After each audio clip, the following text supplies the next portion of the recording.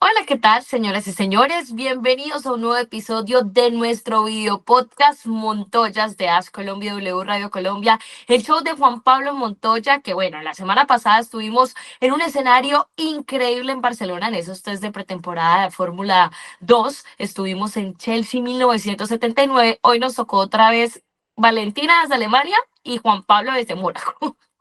Juan Pablo, de cualquier lugar del mundo. Básicamente, porque la otra semana estamos desde Australia, o sea, Sí, no, ya esto, te digo la verdad, esto ya es hora, ya se volvió real, ya es hora, ya se vinieron las carreras, ya se vino todo, ya lo que, como dicen por ahí, lo que ya no se hizo, no se hizo. Entonces, por el lado de Sebastián es bastante interesante, porque ahorita está en Prema haciendo simulador, ya preparando Australia y todo, y reuniones y todo, ya los últimos detalles, estuvo con el entrenador nuevo, pues el fisio nuevo que conocimos en los test de Barcelona, con Roger, muy bueno, estamos muy contentos. La verdad, es chévere porque tener gente que quiera ganar tanto como nosotros es bueno tener gente así siempre alrededor. Entonces ya, te digo la verdad, nunca creo que he estado tan bien preparado Sebastián. Está en un muy buen lugar, en un buen sitio. Obviamente uno va a las carreras y cualquier cosa pasa, pero por el lado de preparación y todo estamos muy bien. Entonces, yo estoy bastante contento desde ese lado. También por el otro lado interesante, Salim acabó con el campeonato de Middle East de Fórmula 4 y que se fue como campeón de rookie, que fue muy chévere. Y él ahora empieza la próxima semana ya la preparación del campeonato italiano aquí en Europa. Y también pues tuvimos Fórmula 1, el primer test de Fórmula 1, que hablamos de que pronto podía pasar, que qué va a pasar. Es raro porque tú ves el test y uno dice, ¿quién está rápido? No es muy claro. Yo te puedo decir que de lo que yo creo que McLaren se ve bastante fuerte, McLaren, justamente. yo diría que McLaren se ve fuerte, Ferrari no está mal para nada. Red Bull la veo complicada. Williams estuvo mucho más rápido de lo que me esperaba. No sé si quitaron más combustible que el resto de gente para mostrar más velocidad. ¿Sí me entiendes? Como tienen patrocinador nuevo y todo para mostrar que el progreso, o de pronto hicieron mucho más progreso del que esperaban. Ahí también, de hecho, uno de los que se refirió a lo de Williams, que para mí fue de los temas más llamativos de los test, porque al final a Carlos le fue muy bien, fue el segundo día, si no estoy mal, el que Carlos tuvo muy buen tiempo. Y claro, uno tal vez no lo piensa desde esta perspectiva como espectador de quitémosle gasolina para mostrar ante los patrocinadores. Juan Pablo, obviamente, que pues ha sido piloto y ha estado en esa posición, nos puede dar una mejor perspectiva, pero Briatore, lo que él decía y me llamó mucho la atención, es que de verdad Williams y teniendo a Carlos Sainz era un equipo al cual temerle y que él no entendía también cómo otros equipos no habían buscado a Carlos Sainz teniendo en cuenta lo que Carlos era. Eh, Podemos, porque mucha gente también cuando fue lo de Carlos vio como un retroceso que se fuera Williams, obviamente pues de Ferrari a Williams, la situación de Williams, ya empezaron a asumir, no vamos a volver a ver en el podio a Carlos Sainz. Verdaderamente están para afirmar eso, porque a mí la sensación que me queda es que William puede dar una que otra sorpresa en alguna carrera y de pronto volver a estar en un podio. Sí, a ver, yo creo que Williams van a estar en una situación, toca ver cuáles son las partes buenas del carro y promedio del carro, pero van a tener seguro. Hay que ver el principio de año realmente cuando lleguemos a Australia la próxima semana a ver dónde están. Pero pueden haber semanas donde el Williams uno diga, uy, van rápidos como pasaba antes. Que estén bien todas las semanas, yo no creo que estén todavía ahí, pero yo creo que Williams ya pasó de estar atrás a ser lo que como se dice en inglés, mid-pack. Ahí del montón en el centro, que es donde está el pin. Yo creo que tú tienes que decir que McLaren, Ferrari, Mercedes están adelante de todo el mundo. Ya ahí de atrás viene el resto de gente un poquito, ¿sí me entiendes? Ahí es interesante la posición de Red Bull, porque Juan justamente acaba de mencionar McLaren, Ferrari, Mercedes, y luego están los otros, pero Red Bull estará más cerca de McLaren, Ferrari o Mercedes, o más cerca de pronto un Alpine o un Williams. ¿Qué sensación le queda a Juan? Yo creo que Red Bull está en el punto donde estaba Mercedes este año, al principio, que de pronto estaba más cerca de caer al paquete central que estar adelante. Obviamente, la estructura que tiene Red Bull tiene las herramientas para salir adelante, pero si tú miras los tiempos de todo el mundo de año a año, el progreso del carro, este año Red Bull no fue más rápido que el año pasado en el test, hizo prácticamente el mismo tiempo. Yo sé, van a decir a gasolina, lo que sea, pero el año pasado probablemente estaban escondiendo lo mismo. Entonces, yo creo que eso es una buena referencia. Normalmente es ver qué tanto evoluciona el equipo de un año al otro, desde que no cambie mucho el personal del equipo, porque la filosofía del test va a ser la misma. La filosofía va a ser esto, su programa, y probablemente en algún momento hacen simulación un poco de clasificación. Eso es lo que pienso, por ejemplo, con Carlos. No sé si estaban buscando en algún momento hacer algo más, pero van rápido, van rápido. El Williams es un mucho mejor carro. El Alpine puede ser un muy buen carro también.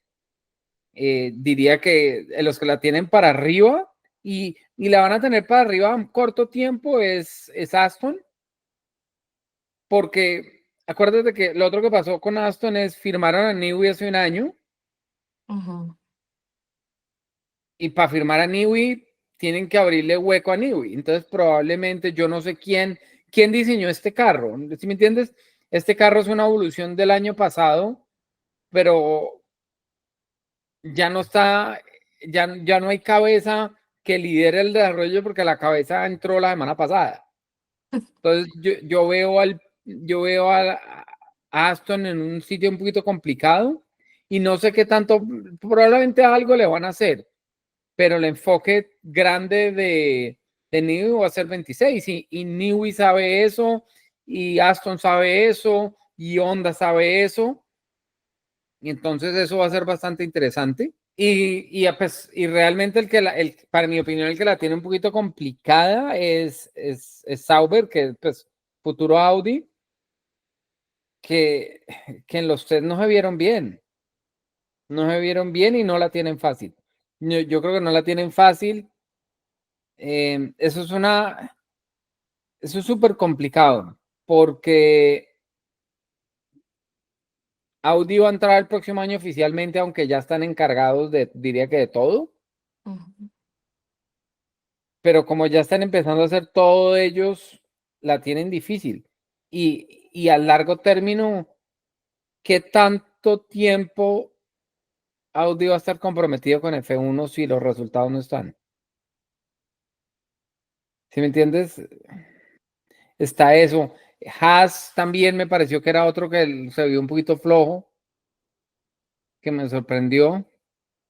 Porque Haas incluso había dado pasos adelante la temporada pasada, eh, había tratado de no estar en el fondo y de hecho fue lo que vimos en algunas carreras, pero ahí también entra la inquietud y si en 2026 vamos a tener un nuevo equipo, eh, es más presión también para ese lado de Haas, saber que también llega otro equipo de Estados Unidos que va a tener otro representante y que, pues, bueno, ya se empiezan a necesitar resultados por parte del equipo o cómo influye eso de cara a lo que están pensando para 2026.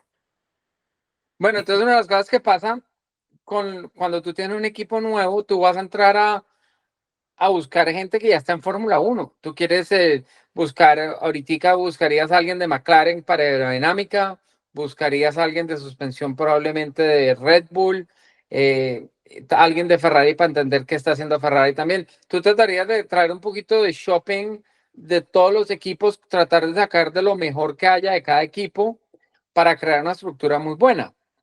Y, y es complicado porque necesitas crear, aparte de la estructura, alguien arriba de esto que pueda manejar toda esta gente.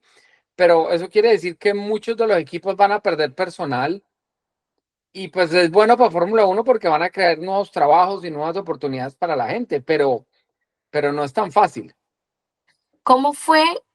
Porque, pues bueno, cuando lo vivió tan de cerca en ese momento, pero ¿cómo fue cuando llegó Red Bull?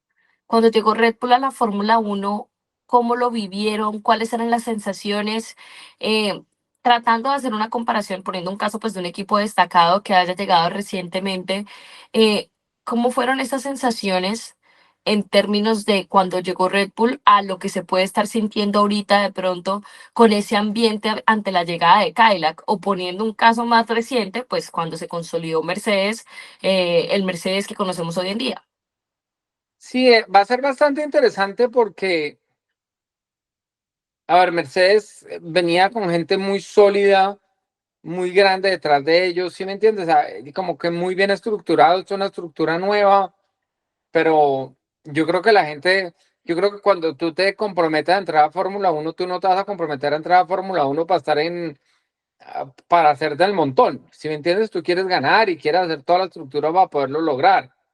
El problema que tiene grande, pues Cadillac, que es al principio van a usar la parte de Ferrari, motores, cajas, me imagino suspensión y todo, pero en algún momento me imagino que se van a tener que pasar a sus propios motores y a sus propias cosas. Y ahí yo creo que es donde van a sufrir un poco. Ojalá que no, y ojalá lo puedan hacer y les funcione, pero no va a ser tan fácil.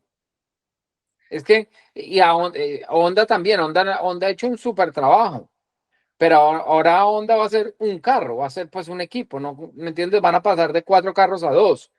Mercedes van a ser 10 carros o 12 carros, no sé cuántos van a ser, pero es la mitad de la grilla en Mercedes, entonces la cantidad de partes y desarrollo que tiene Mercedes cuando son tantos carros es mucho más y poder pelear contra eso es complicado. Lo otro que va a ser muy interesante es qué va a pasar con Red Bull. ¿Me entiendes? Red Bull van a tener su propio motor también.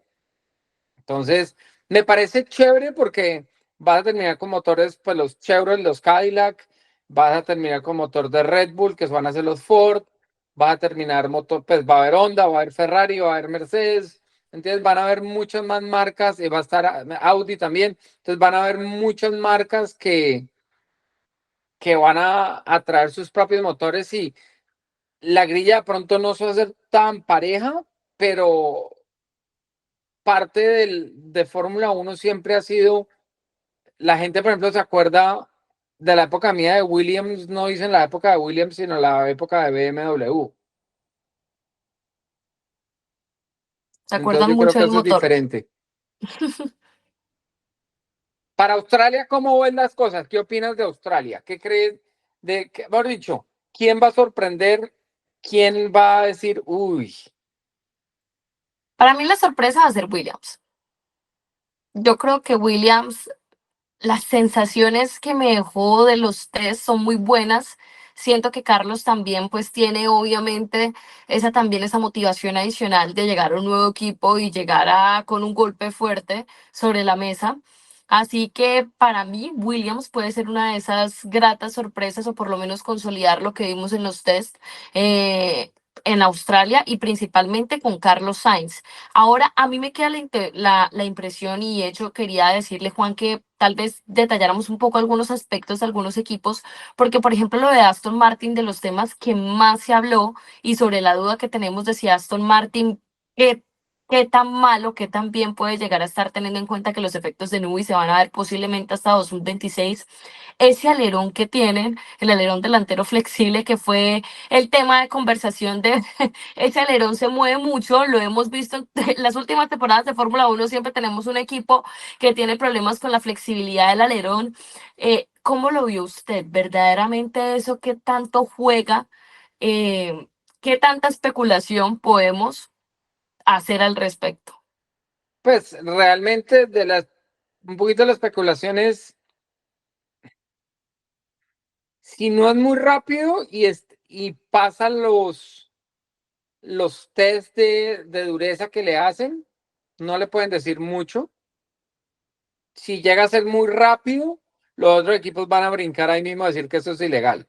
Es un poquito lo del McLaren. McLaren empezó el año pasado alrededor de Barcelona a probar alerones traseros, a encontrar cosas diferentes y a buscar más velocidad y más velocidad y más cosas. Y, y hasta que no se notó realmente la diferencia, nadie dijo nada. Y ahí me quedó notado, todo el mundo dijo, oh, y si miras en el test de Bahrein, también están diciendo, mira el gap, mira el gap. Entonces, va a haber drama, seguro va a haber drama. Yo no sé si McLaren estaba guardando toda la velocidad, porque no sé qué tan rápido vayan a ir en clasificación. Yo creo que van a estar bien, pero van a ir mejores en la carrera. Yo creo que Mercedes va a sorprender. Yo creo que Ferrari va a andar muy bien también. De hecho, El Will, Hamilton dijo que hace mucho no sentía una muy buena sensación con un carro como con este. exacto. El Williams va a ir bien, pero el Williams, para mí el bien de Williams va a ser octavo a décimo.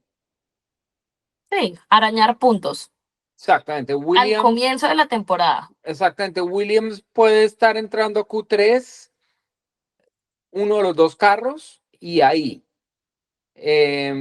Pero yo creo que Mercedes, Red Bull, Ferrari y McLaren están por encima. Y esos dos, los últimos dos se lo van a pelear entre el Alpine y el Williams. Y atrás de ellos dos están el resto de equipos. Está el Haas y Audi.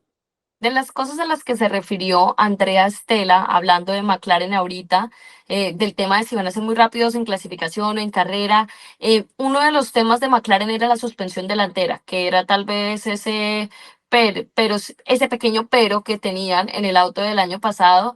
Y de hecho estuve leyendo las declaraciones de Andrea Stella y él decía que creían que habían dado un paso adelante en ese aspecto. Yo no sé qué tanto lo pudo detallar Juan, que obviamente como piloto entiende mucho más esa parte técnica, pero verdaderamente hubo tanto progreso ahí o puede ser un punto referencial para McLaren. A ver, seguro la suspensión mejoró, pero si le preguntas a los 10 equipos de la grilla en este momento si la suspensión mejoró, los 10 te van a decir que sí. Por ejemplo, yo te puedo decir que estoy seguro que el Williams mejoró mucho porque Williams pasaron de la caja y todo de lo que yo creo, de lo que entiendo y creo, de la 23 del Mercedes a la del año pasado. Y el año pasado al final el Mercedes iba bien. Sí. Entonces, ellos están con lo que Mercedes terminaron, que es bastante competitivo. Entonces, el carro va a ir mejor de por sí. Eh, Ferrari, yo creo que Ferrari va a andar muy fuerte. Yo no sé si van a salir ganando, pero para mí el equipo a vencer va a ser Ferrari de aquí a final de año. Eh, Va a ser interesante. El más sólido en este momento es McLaren, como que tienen su dirección muy clara y todo.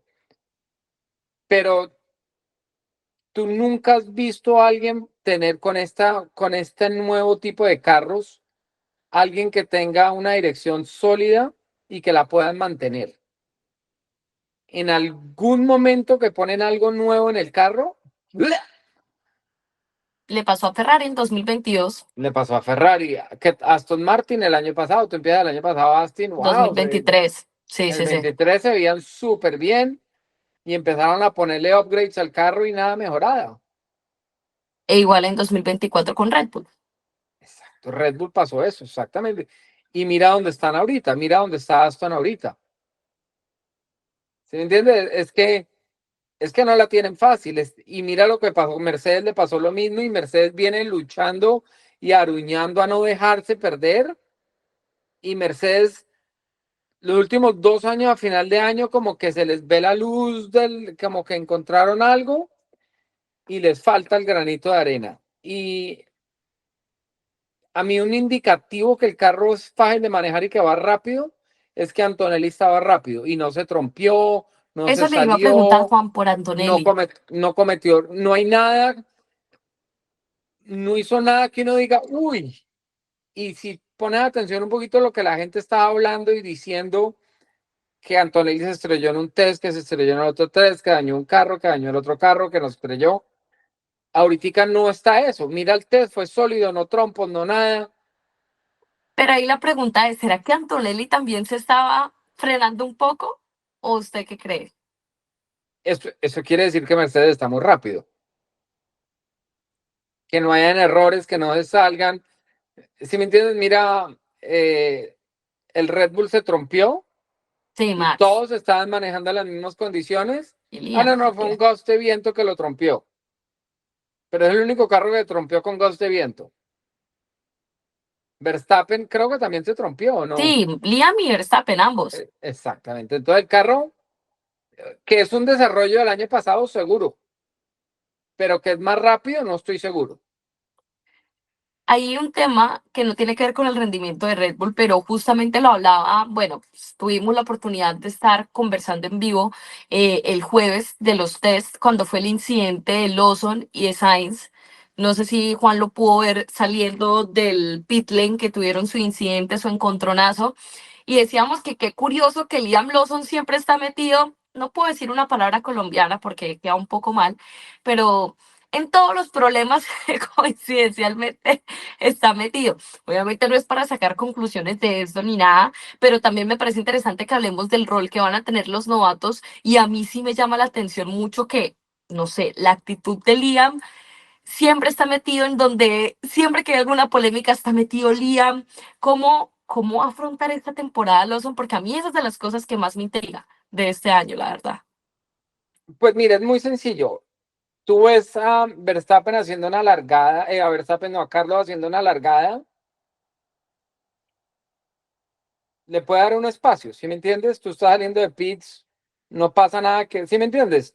Pero Ujú. Liam no se dio porque él no quiere ceder, porque él está acá para no cederle a nadie, no dejarse de nadie, que hasta cierto punto está bien, pero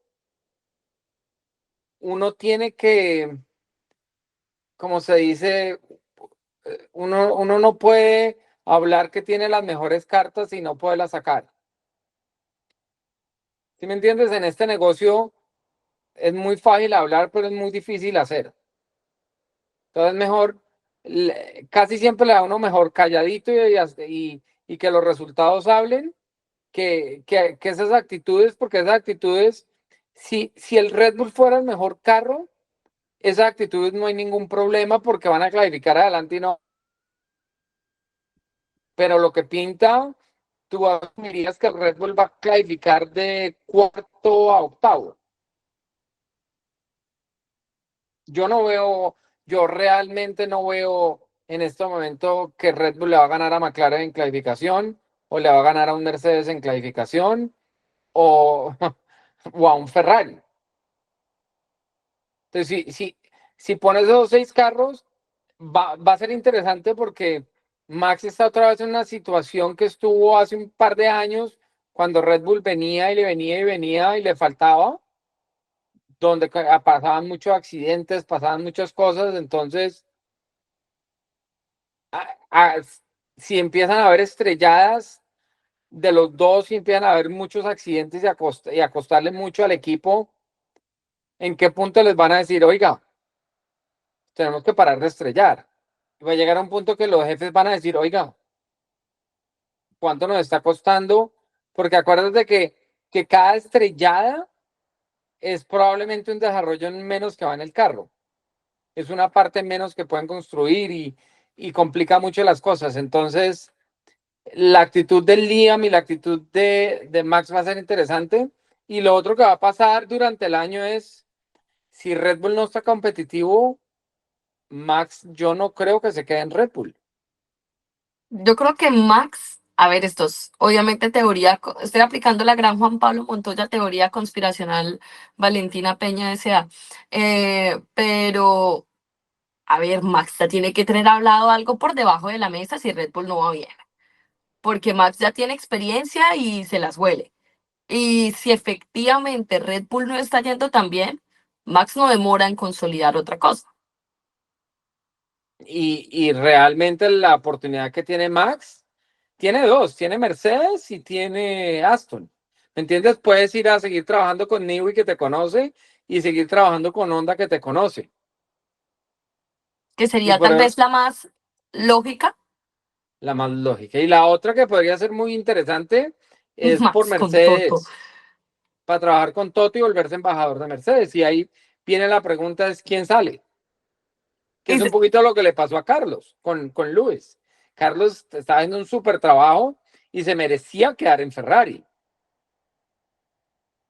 Pero así son las cosas.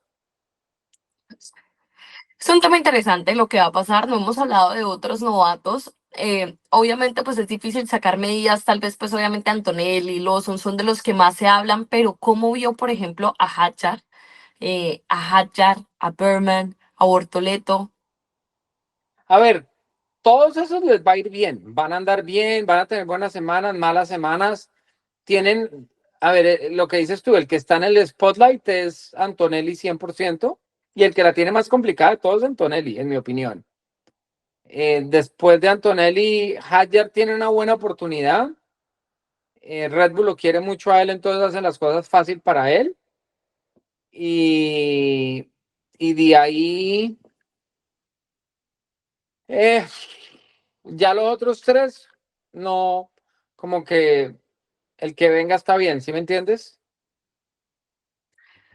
También por el auto en el que van a estar. Porque al final Claro, porque es que no Bortolete tiene que... presión. ¿Sí me entiendes? Una persona como Bortoleto tiene que aprender mucho del compañero de Hülkenberg y probablemente, en mi opinión, le debe ganar a Hülkenberg. Bortoleto le debe ganar a Hülkenberg.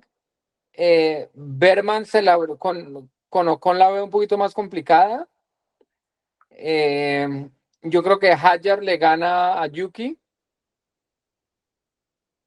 y Antonelli yo no creo. En semanas van a haber semanas muy buenas de él. Yo creo que Antonelli va a ser un poquito más como una montaña rusa, para arriba y para abajo.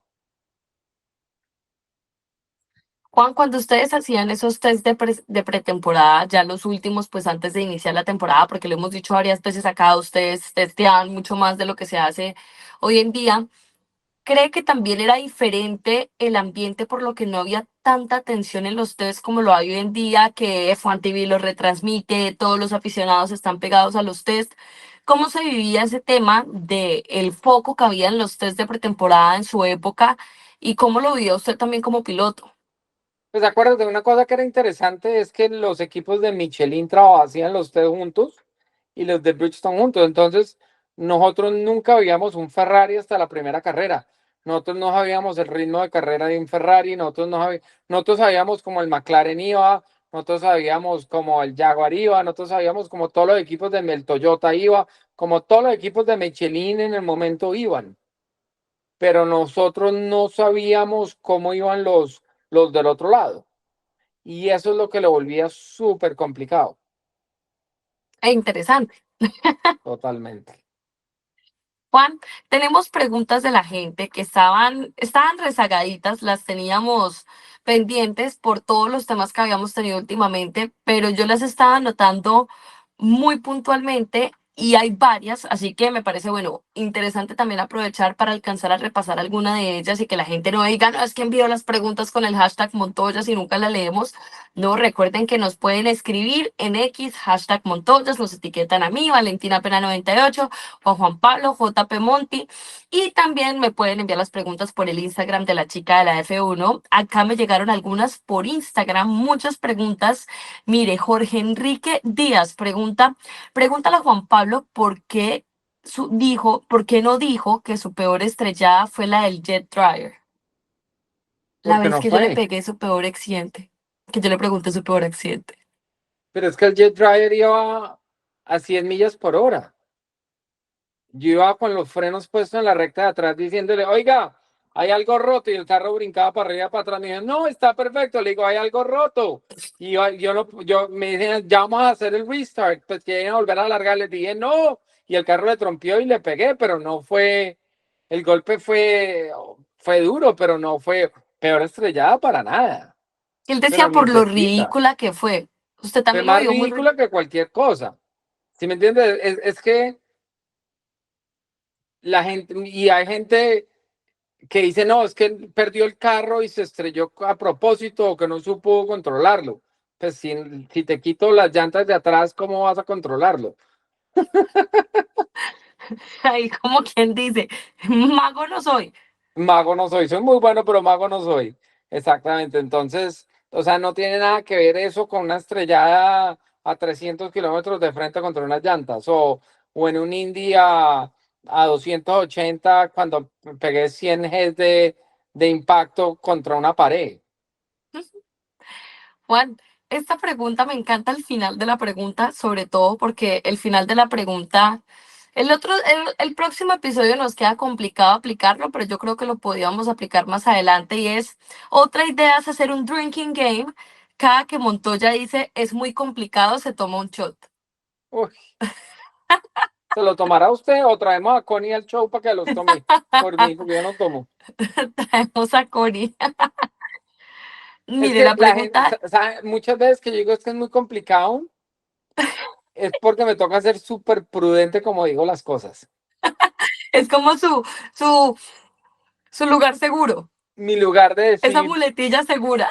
sí, es que, ay, Dios mío, ¿de verdad vamos a tocar ese tema?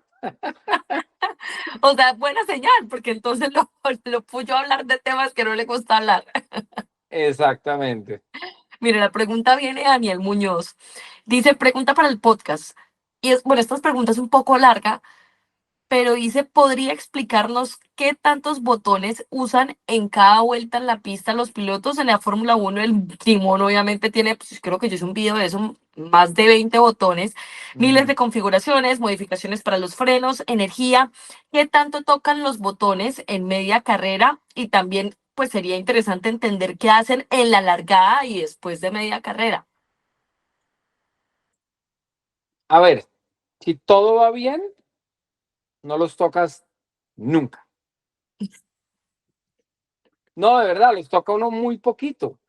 Hay momentos, a ver, tienen tienen modos de motor, Ujú, modos de recarga. Por ejemplo, acaban la vuelta de clasificación y tienen que recargar y enfriar un sistema para recargar las baterías y enfriarlas, y ¿sí me entiendes? Para prepararlas para la siguiente vuelta. Pero cuando están andando rápido, a veces te dan un poquito más de potencia o menos potencia en base a lo que esté pasando. Y el resto son ajustes para el balance del carro. La mayoría de cosas son para el balance del carro, que tienes el freno de motor en la entrada, el diferencial en la entrada, en la mitad en la salida, la migración de los frenos.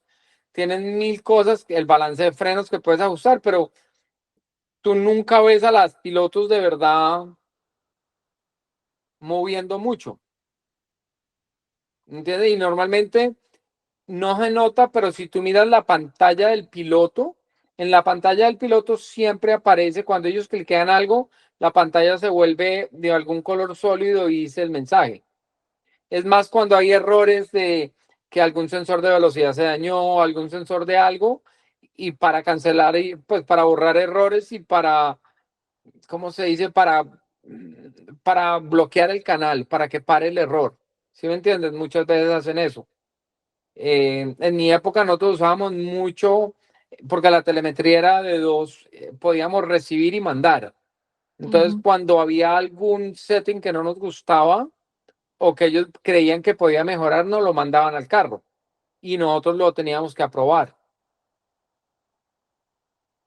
Pero lo que de verdad más usan es eso. Las largadas les dicen, usan dos palancas de clutch, una totalmente adentro que la sueltan para que el carro arranque y la siguiente la usan para que sea más o menos en la mitad del clutch, para que el carro arranque, pero para que patine parte el clutch y parte las llantas.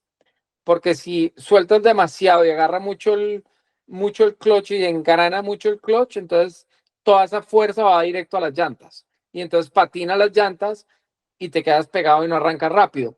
O la otra, el clutch lo dejan muy afuera y queda patinando el clutch y no las llantas y el carro no acelera rápido. Entonces, para eso necesitan tener cuidado y eso es todo, ¿sí me entiendes? Pero una largada cuando va bien es, pones esta en el número que es, o no gente las programan para que las dos estén adentro, pero esta está al 51%, por decir un número, y esta está al 100. Cuando sueltas esta, reaccionas con esta, el carro arranca y cuando empieza a arrancar, suelta uno la otra y ya, y empieza a meter cambios. Bueno, pues ahí teníamos explicación de piloto de Fórmula 1 para la gente que de pronto nunca se ha sentado a revisar o pues no ha podido ver claramente prácticamente la mayoría de las personas que estamos aquí presentes cómo funciona un timón de Fórmula 1. Otra pregunta, Juan, esta sí más de su época y creo que bueno, esto no fue en el último podcast, creo que fue hace 2, 3 podcasts que hablamos de esto, pero acá la referencia la hace Carlos Mila. Dice Juan Pablo, en el último podcast dijiste que el Williams de 2004 era más divertido de manejar que el McLaren de 2005, pero si no me falla la memoria, ese año Williams apostó por la famosa nariz de morsa que terminó siendo rediseñada en Hungría. Buena memoria por acá. Ujú. ¿Por qué no funcionó como se esperaba? Y comparándolo con el FW25 de 2003, realmente era un paso adelante considerando que en 2023 estuvo más cerca del título. A ver, te digo la diferencia real, el carro sí fue mejor para empezar, pero en el 2003 encontramos 18% de downforce o de grip en el carro, de downforce en el carro durante el año, y en el 2004 encontramos 5%. Y por cada por ciento es una décima de segundo. Claro. Entonces, en el 2003 encontramos 1,8 segundos y en el 2004 encontramos medio segundo.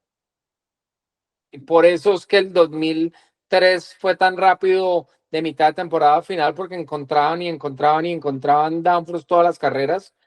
Y en el otro, hasta que no cambiamos la trompa, no encontramos nada. Hasta Hungría era el mismo carro con el que empezamos el año. Y por eso al final del año el carro empezó a ser más competitivo. Bueno, ahí la revisión de lo que pasó en esa época, que a la gente, Juan, siempre preguntan obviamente por esos pequeños detalles que seguiremos explorando en cada episodio de Montoyas de lo que fueron esas temporadas suyas en Fórmula 1. Mire, acá también otra pregunta de Juan Pablo Montoya, pero esta es más como su opinión. La hace Roberto Esjuiz. Robert Esjuiz en Instagram a Minocel y dice, ¿cómo le ha afectado el cambio de nombre de las series? Ejemplo, F2, F3000, kart, IndyCar, no le quita continuidad en experiencia en victorias. Dice, ejemplo, Max Verstappen toda su carrera reciente ha estado en series que no han sido renombradas, luego tiene X victorias en una serie específica. ¿Usted podría decir que fue campeón de F2? Es la misma. Es lo mismo, exacto.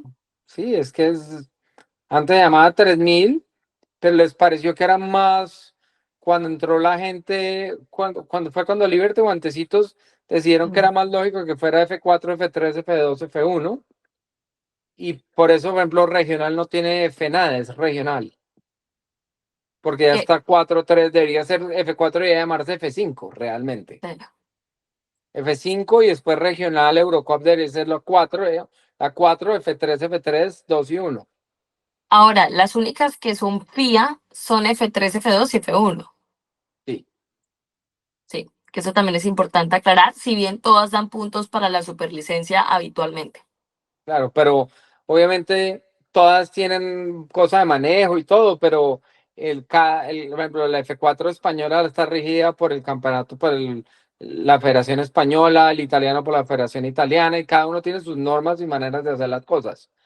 En cambio, las F3, F2 y F1 es bajo las normas de F1, son las normas, es que es todo lo que hacen y cómo lo miran y todo es bien complicado.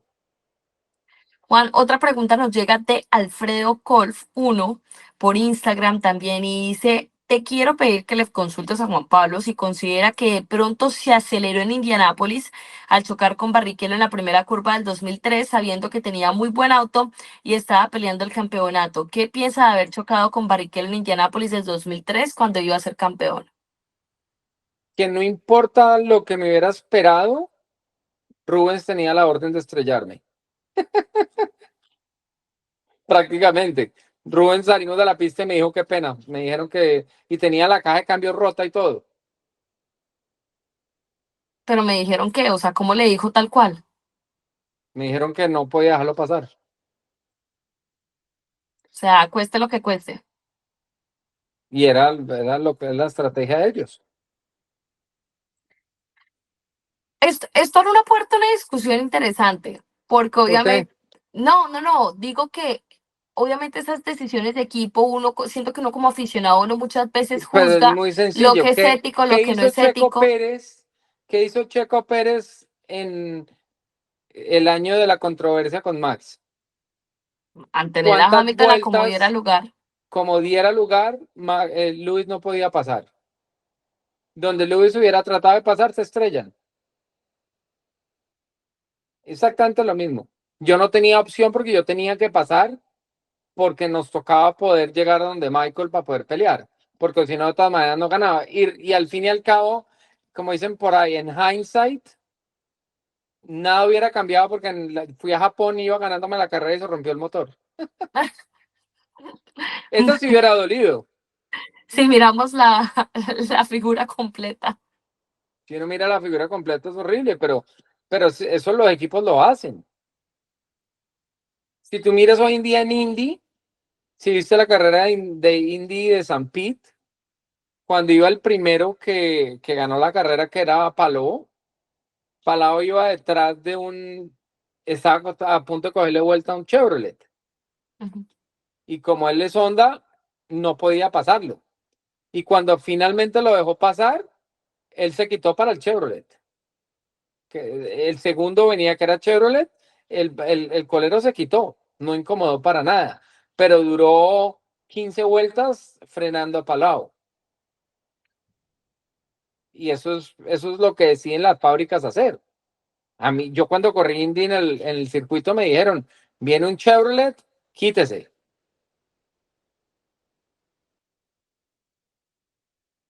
Al siguiente no tiene que quitarse. Orden directa. Orden directa. Juan, otra pregunta nos llega de parte de Sergio Bello Rincón. Dice, pregunta sobre IndyCar para Juan. ¿Cuál es la diferencia y cuál le gusta más en cuestión de manejo y velocidad sobre el kart del 99, el IRL de Indy 500 del 2000 o el IndyCar moderno? El 99 probablemente el del kart es el mejor carro. Esos carros era una locura.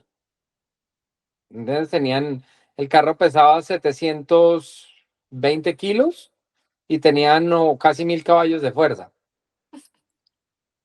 Era, y era muy, muy del estilo mío, era muy manual. El F1 es mucha tecnología, es todo perfecto. El de Indy era horrible. Uy, el del Indy del 2000, el carro era horrible. Pero te digo horrible, si tú si llegas a ver el carro ganador mío, que creo que está en un museo en Pittsburgh, ves donde uno mete los cambios y hay una calcomanía al lado de los cambios de un John Deere, de un camión, de un tractor. En ese sentido, Juan, ¿cuál cree usted? Porque me llama la atención lo que dice, ese estilo suyo que es más mecánico, menos de la tecnología de los F1 que tenemos ahorita. De las categorías que hay, ¿cuál cree ahorita que es justamente esa más mecánica, esa más de calle, si le podemos decir? ¿Sabes qué es lo que pasa? Hoy en día pues la mejor categoría es F1 porque todo el mundo todavía hace su chasis. En la época anterior de Indy era así. Habían 3 o 4 marcas de chasis, habían 2 o 3 marcas de motores, estaba Mercedes, estaba Ford, estaba Honda, estaba Toyota, eran 4 marcas de motores. Entonces, la guerra, y habían dos, estaba Firestone, que era Bridgestone, haz de cuenta, y Ujú. estaba la Goodyear, ¿era Goodyear? Goodyear era la otra, sí, era el Goodyear. Entonces había guerra de llantas, guerras de motores, guerras de chasis, y mucho del desarrollo del chasis era libre del equipo. Entonces era muy divertido desde ese punto de vista. ¿Sí me entiendes? Hoy en día tú tienes el Indy y no le puedes hacer nada. Hoy en día Indy es más importante que los rodamientos sean, que tengan el cubrimiento que es y que esté bien, todo súper bien alineado y que, si me entiendes, es más el detalle que lo que era antes. Antes era más, venga, encontremos cosas que hagan el carro más rápido. Ahora para hacer cosas que hagan el carro más rápido son muchos detalles. Revisando más preguntas, Juan, acá nos llega Juan Camilo Rojas, Juan C. Drums en Instagram. Y mire, esta pregunta tiene que ver con el tema de patrocinios. Creo que nosotros lo hemos hablado acá con el tema de Sebastián, obviamente, pero dice, ¿qué posibilidades hay de que llegue un patrocinio tipo Mercado Libre o Globan con Colapinto en el caso de Sebastián? Pues las compañías colombianas, hay suficientemente compañías grandes colombianas que podrían ayudar. Hay unas que nos están apoyando, hay compañías que nos están apoyando, gente que está creyendo en nosotros. Y ahorita estamos hablando con más compañías que es bueno, pero apenas estamos entrando y empezando las relaciones con ellos. Si una de estas compañías decidiera, oiga, queremos llevarlo a Fórmula 1 y poner la plata para que llegue, probablemente se podría hacer, pero al fin y al cabo eso es una historia diferente. Porque mira que Mercado Libre hasta que no le salió la oportunidad de Fórmula 1 Justo se iba a decir. a él, nunca, no, él no tenía ni plata, ni patrocinio, no tenía nada. Sí, Franco, de hecho, los argentinos tuvieron que hacer campaña en redes sociales para que llegara a F2 cuando estaba en F3, campaña para que Franco F2, porque no tenían los patrocinios justamente para llegar a F2, y fue luego cuando se abrió esa puerta que terminan entrando Globan y Mercado Libre, pero antes de que la puerta estuviera muy cerca, no, no se había abierto. No se había abierto. Entonces eso pasa mucho, eso es normal. Pues bueno, obviamente ahí son las expectativas con que Sebastián pueda tener una muy buena temporada de F2. Ya cuando viajan, Juan. Eh, Pasado mañana nos vamos. eh, Nos vamos por Estados Unidos. Viajamos igual que el año pasado, nos fuimos por Estados Unidos. ¿Y cómo están preparando ya cuerpo, mentalmente, para cambio de hora, para todo? ¿Cómo funciona esa preparación también para Australia? Para Sebastián, para mí, ¿no? Para Sebastián, yo ahorita como está en el simulador está normal.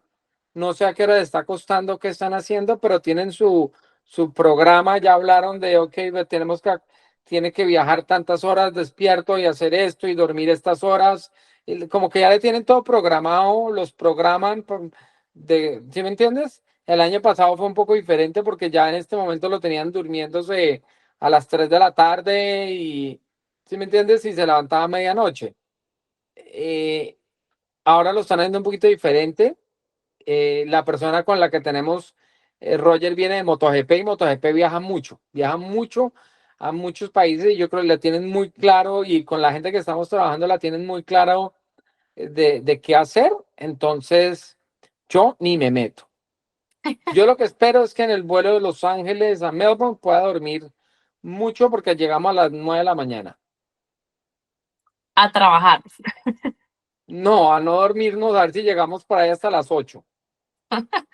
Pues bueno, Juan, muy buen viaje. Nos encontraremos la otra semana pues, totalmente y por eso ya analizando en forma ya específicamente lo que va a pasar en este Gran Premio de Australia y también, bueno, qué va a pasar no solamente en F1, sino en F2 y hasta en F3, porque también tenemos pilotos latinoamericanos ahí presentes, así que hay que estar siguiendo, por supuesto, todas las cartas que tenemos para tener a un piloto en el, próximamente en F1. Sí, señora. Óyeme, una corrección. La vez pasada que hablamos de Sí, pilotos de lo F2, dijimos. hubieron dos. Tatiana. Estuvo Tatiana y estuvo Leal. Sí, sí, sí, Tatiana Calderón. Bueno, Lo que pasa es que, claro, como dijimos, como no, solo Juan, y yo, pues sí, solo Juan. De hombres, la verdad, solo tenía presente a Juan, pero claro, Tata también estuvo en F2 una temporada y de hecho después volvió a correr dos carreras en F2. exacto. Sí, sí, sí. Tocaba corregir eso, Sí, sí, para que sí. no nos ahorquen. No, no, no, claro que sí. Tuvimos ahí un pequeño lapsus mental, pero claro, Tatiana Calderón, Eso que, demuestra lo que no preparamos esto. ay, Pero es dejé. verdad, está bien. A mí me gusta así, que sea más espontáneo. Sí, Juan De Pablo se verdad. molesta cuando le traigo las cosas ya preparadas. No, a mí, de verdad, sí, es que usted me escribió hoy y me dijo a las 6 o a las 7. Dije a las 7. Me dijo, listo, ya. Para que vean que todo es natural, espontáneo, muy colombiano. Lastimosamente sí. Pero bueno, Juan, nos encontramos en una semana y a calentar motores ya para lo que es el regreso de Fórmula 1, porque este es el último fin de semana sin Fórmula 1, sin automovilismo. Así que ya nos vemos la próxima semana. Chao, chao. Chao, chao.